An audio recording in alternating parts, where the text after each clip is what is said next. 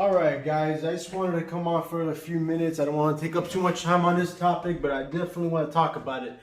All right, as far as the pound for pound goes, if we're going to make the discussion and you guys want the opinion of somebody who's been a religious follower of the sport since the first event that ever took place, UFC 1, with the Gracies and Horace Gracie and Dan Severns and Ken Shamrocks, and all the way even through the middle stages of UFC from like the Chuck Liddells and that era, and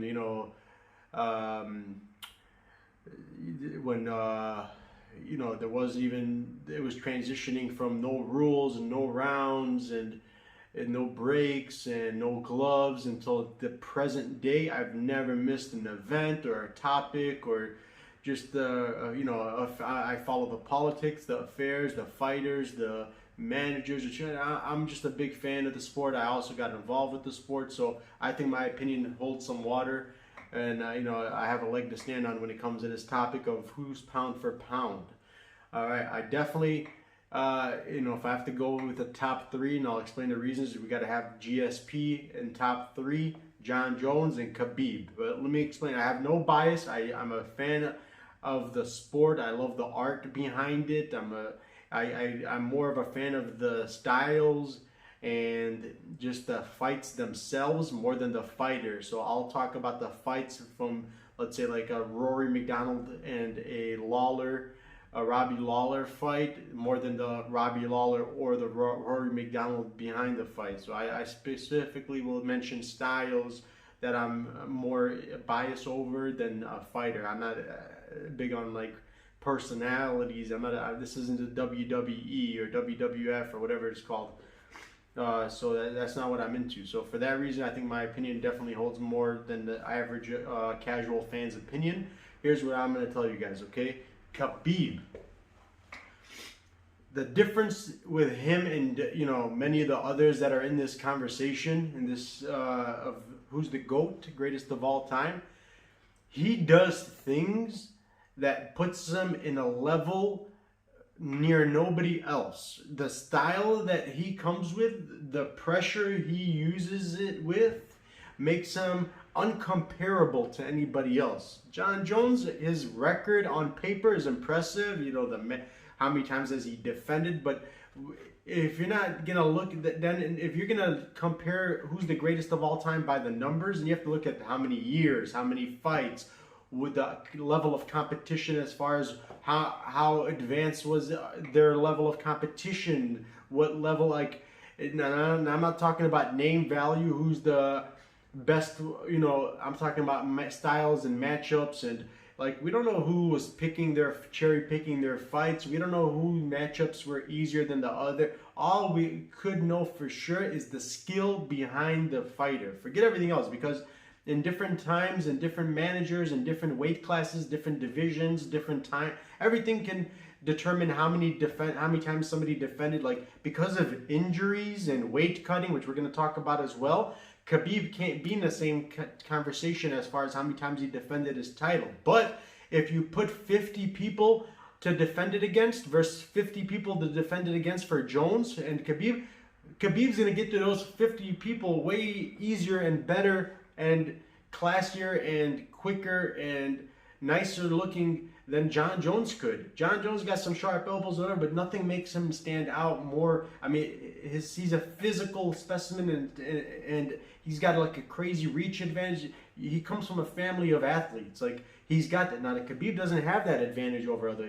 His only advantage is his tenacity, his skills, his IQ, the pressure he puts on. This is all mental. It's not physical. For that alone, like this transition he did to Gaethje, that stuff, like, even look in Channel Sunday's description of like when he broke it down with Ariel in the show with Ariel Helwani, he was saying that even black belts, second, third degree black belts that teach and our senseis, they don't teach these type of maneuvers and skills. Like, this is something beyond the level of even a black belt. So when I'm talking about the greatest of all time, I want to know, is this guy special in a sense of skills as a fighter? Not what has he done lately or who's he done. If we're going to talk about what he's done lately, actually, This guy's putting away the top of the division. So he may have not fought as many people that are on the top. He's, you know, fought top 5 and top 10 and top 15, as opposed to John, who's fought top 1 and 2.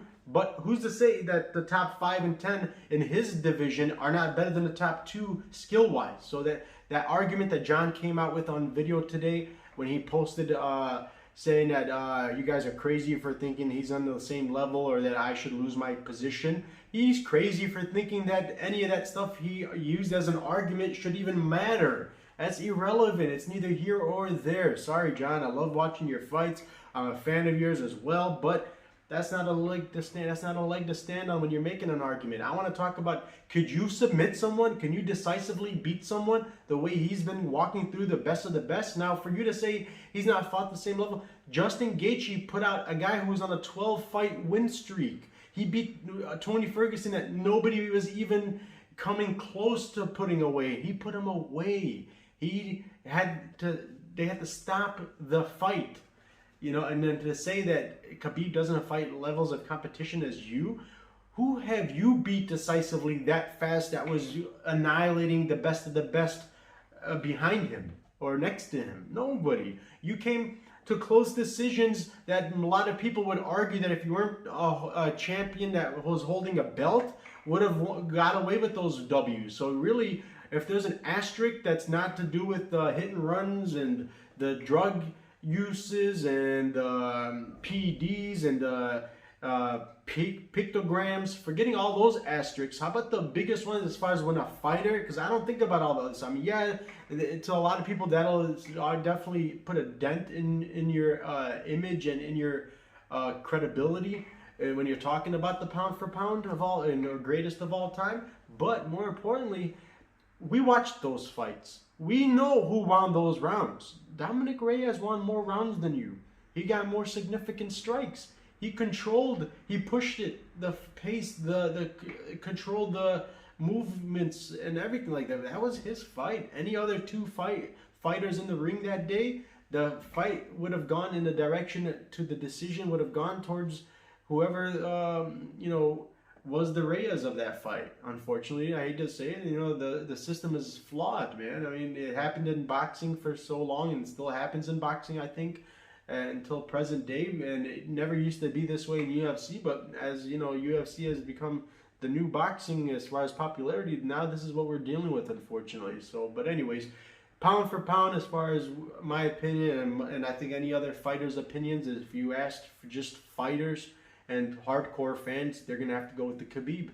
And the other thing I wanted to mention about Khabib that's very important, I think I want you guys to really understand, is he's not retiring because his mom told him to. He's not retiring because he's scared of anybody.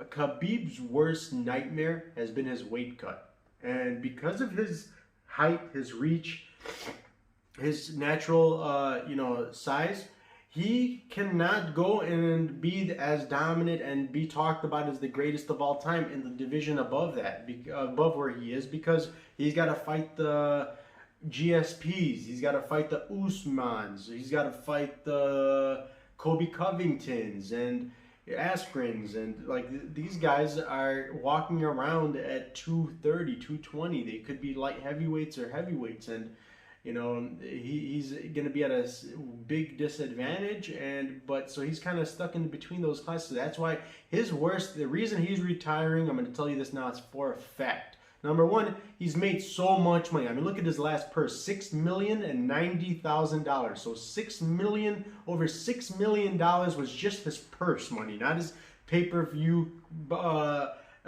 percentage, which is probably going to exceed that, his cut. Not his sponsorship, not his money he makes on the outside, which he does have other ventures besides, or related to UFC as well.